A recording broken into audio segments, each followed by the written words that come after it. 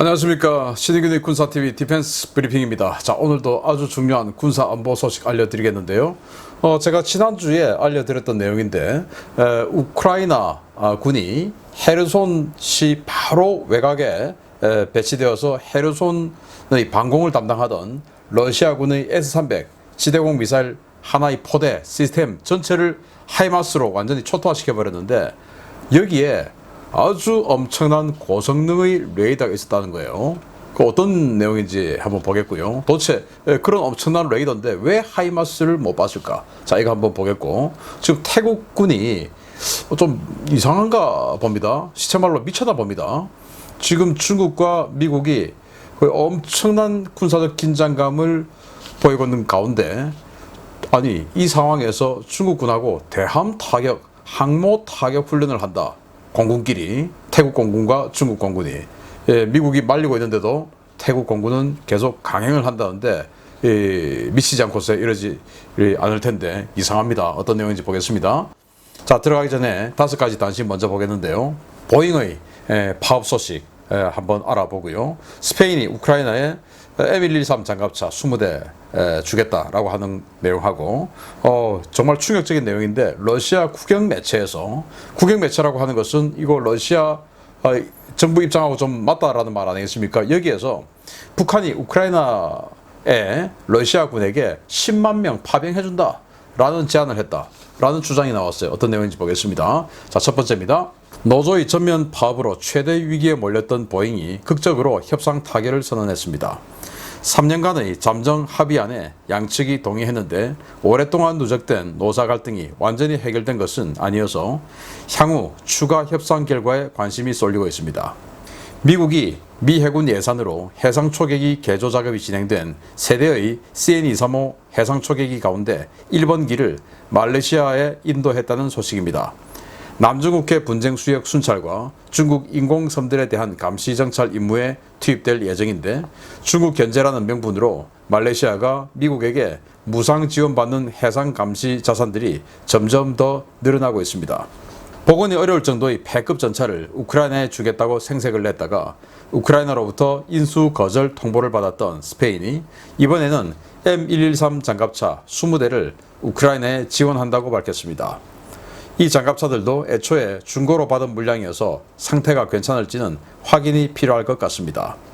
미 남동부 지역 월드시리즈 리틀리그 경기를 지원하기 위해 저공 비행에 나선 미 공군 전투기들이 주민들과의 소송전에 휘말렸습니다. 저공 비행에 나선 F-15가 일으킨 소닉붐으로 경기장 인근 주택들이 대거 파손됐기 때문인데요. 도대체 얼마나 낮게, 얼마나 빨리 날았기에 이런 일이 벌어졌는지 모르겠습니다. 북한이 극심한 병력 부족을 겪고 있는 러시아에게 10만 병력 파병 제안을 했다는 소식입니다. 러시아 국영TV 채널 토크쇼에서 나온 주장인데, 김정은, 지금 푸틴은 자국 병사들에게조차 월급을 줄 여력이 없다는 사실을 모르는 모양입니다. 자, 지난주에 스페인이 레오파르트2 A4 전차를 우크라이나에 준다고 했다가 우크라이나 실사단이 와서 보고 완전히 녹슨 썩은 전차였다는 거죠. 그래서 아니 이걸로 지금 장난치냐, 이런 거 줄 바에 차라리 M113 장갑차 그거나 내놔라 라고 했는데, 진짜로 스페인이 또 그럼 M113 줄게요 해가지고 20대 기증하겠다고 발표를 했는데, M113 장갑차는 우리 한국 육군의 K200 장갑차의 원형이죠. 그리고 지금 이미 우크라이나에 상당히 많은 M113 장갑차가 들어가서 활약 중에 있다 라는 건데, 여기는 전투 능력보다는 보병 수송 능력에 특화된 그런 장갑차죠. 그런데 이것도 관리가 어떻게 되어 있는지 이것도 좀 확인해 봐야 된다라는 것이고, 미국의 F-15가 이거 좀 서비스를 너무 과하게 한 것 같아요.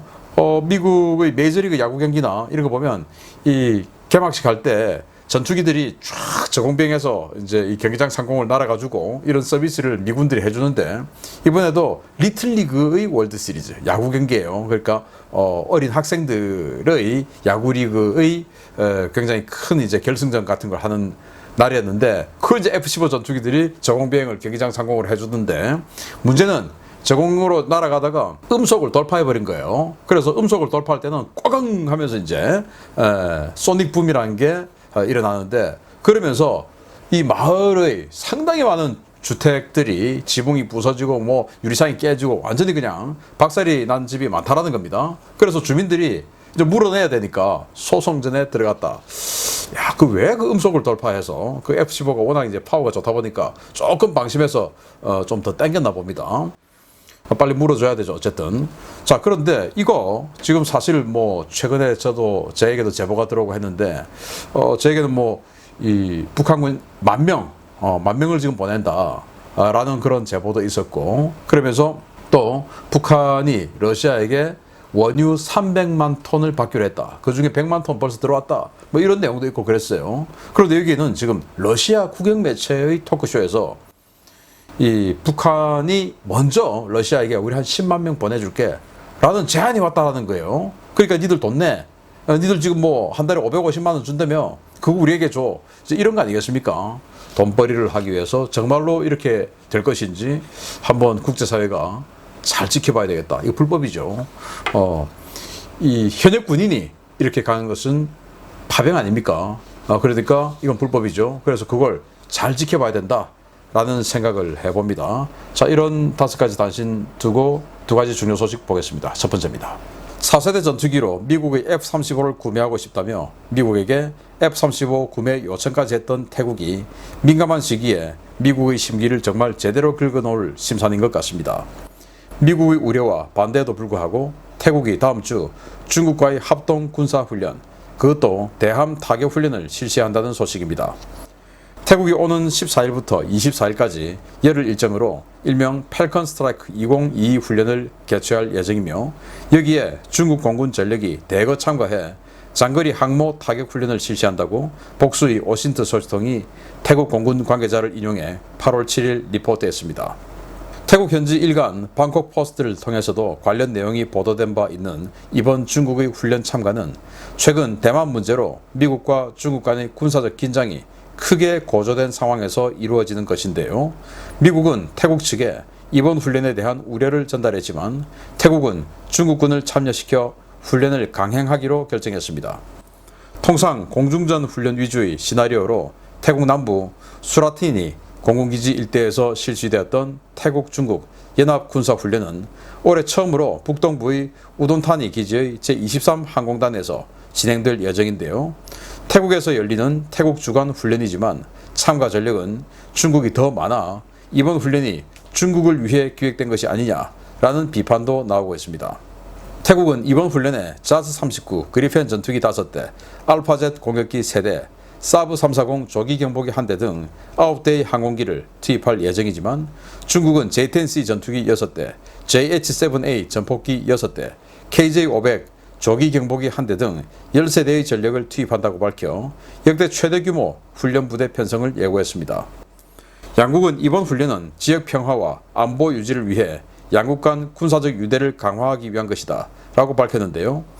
중국이 장거리 대함 타격기인 JH-7A를 태국과의 공동훈련에 투입하고 공대함 타격 훈련을 실시하는 것은 이번이 처음이어서 미국은 이번 훈련에 대해서 태국에 강한 우려를 여러 차례 전달한 것으로 전해졌습니다.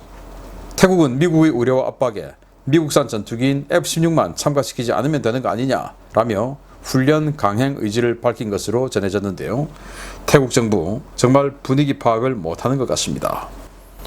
태국은 도대체 무슨 생각일까요? 아무리 쿠데타로 집권을 해서 지금 국제사회로부터 여러 가지 제재를 받고 있는 측면도 있고 대우를 못 받고 있는 상황이죠. 그러다 보니까 이런 삐뚤어진 행동을 하는 거 아니냐라고 생각이 되는데, 그럴 때일수록 바른 행동을 해야 되죠. 그런데 지금 미국과 중국이 대만 문제로 인해서 굉장히 날선 군사적 긴장감을 보이고 있고, 여기에 항모들이 중국 항모 2척, 미국 항모 3척이 지금 마주 대치를 하고 있는 상황에 지금 항모 타격 훈련을 중국과 태국이, 그것도 태국 상공에서 한다. 여기 이제 JH-7A 장거리 대함 타격기예요. 이게 이제 6대나 참가해서 한다 라는 건데 정말 이해할 수 없는 행위고, 여기에 정말 그 논리가 또 희한합니다. 논리가 뭐냐? 지역 평화와 안보 유지를 위해. 아니 그러면 지역 평화와 안보를 이 저해하는 요소가 미국이다. 지금 그거 아니겠습니까?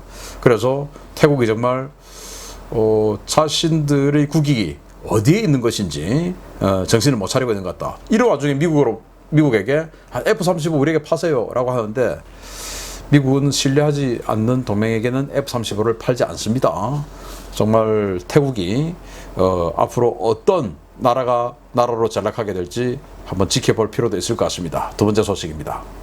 역시 메이드 인 러시아는 안 되는 것 같습니다. 최근 우크라이나의 하이마스 공격으로 유린당하고 있는 남부전선에 러시아가 대탄도탄 레이더까지 배치해서 로켓탄 대응에 나섰지만 역으로 대탄도탄 레이더를 잃었다는 소식입니다. 러시아의 S-300 시리즈의 탄도탄 요격 능력 선전은 확실히 허위 과장 광고, 즉 까보러 이미 확인되었습니다. 러시아가 우크라이나의 GMLRS 공격에 대응하기 위해 고성능 대탄도탄 레이더를 헤르손 일대에 전진 배치했지만, 지난주 우크라이나의 공격 헬기 하이마스 합동 공격 작전 때 이 레이더가 파괴되었다고 동유럽 군사 전문 매체 불가리안 디펜스가 현지 시각 8월 6일 보도했습니다. 보도에 따르면 러시아는 최근 남부전선에 급증하고 있는 하이마스에 의한 탄약고와 지휘소 피해에 대응하기 위해 S-300 방공 시스템과 연계해 운용할 수 있는 고성능 X밴드 탄도탄 추적 레이더 9S-19를 헤르손에 급파했습니다. 9S-19 레이더는 러시아군의 20여 대밖에 없는 전략자산 중의 하나로 S-300 또는 S-400 시스템과 연동해 적의 탄도미사일을 추적하는 시스템인데요. 러시아는 이 시스템이 200km 범위 내에서 소형 전술 탄도미사일이나 대구경 로켓탄을 추적해 복수의 표적에 미사일을 유도해서 격추할 수 있다고 주장해온 바 있습니다. 이 시스템은 헤르손 시내의 S-300 포대와 함께 배치되어 우크라이나군의 GMLRS 대응 임무에 나섰는데요. 지난 4일 우크라이나군은 러시아가 헤르손에 9S-19 레이더를 배치했다는 첩보를 입수한 직후에 미군과 이 레이더 소재 파악에 나서 위치가 확인된 직후 하이마스 포격으로 파괴하는 데 성공했습니다. 지난주 국방TV 시큐리티 뉴스에서 전해드린 것처럼 우크라이나군은 당시 공격을 통해 4대의 S-300 발사 차량, 각각 1대의 지휘소 차량, 레이더 차량 등을 파괴했었는데요. 카탈로그 스펙으로는 편심 탄도 비행을 하는 전술 탄도 미사일과 유도 로켓을 쉽게 요격할 수 있다는 러시아 전략 방공 무기들, 이번 전쟁을 통해 그 형편없는 실체가 적나라하게 드러나고 있습니다. 이게 미국의 퍼싱2 중거리 탄도미사일을 요격하기 위해서 개발한 레이더예요. 퍼싱2는 이 종말 단계에서 지금 익스칸데르 미사일처럼 편심 탄도 비행을 하는 그런 미사일이고, 그걸 요격하기 위해서 이걸 만들었는데, 퍼싱2는 중거리 핵전력 제한 조약이죠. INF를 통해서 폐기되었습니다. 그러면 퍼싱2처럼 최소 마하 6에서 마하 10으로 속도로 날아오면서 그것도 편심 탄도 비행을 하는 이런 엄청난 높은 속도 그리고 고기동, 이런 탄도미사일도 요격할 수 있다. 그것도 여러 개를 동시 대응할 수 있다 라고 주장을 해왔었는데, 하이마스에게 그냥 박살이 났어요. 하이마스는 그냥 퍼싱2처럼 이렇게 편심탄도도 아니고 똑바로 날아오는 거죠. 그냥 똑바로 날아오는 탄도 비행하는 로켓탄이죠. 그리고 속도도 퍼싱2처럼 이렇게 빠르지도 않아요. 마하 한 4, 5 이 정도로 날아오는데 그걸 보지도 못하고 파괴됐다라는 것은 러시아가 말하는 그들의 무기 스펙이 정말 전부 거짓말이다. 입만 열면 거짓말, 돌아서면 뒤통수 치는 그런 자들이 아니냐라고 생각이 되고요. 그래서 러시아 무기는 절대로 알려진 스펙을 믿지 말자. 까보니까 러시아잖아요. 까보러. 역시 진리입니다. 마치겠습니다. 감사합니다.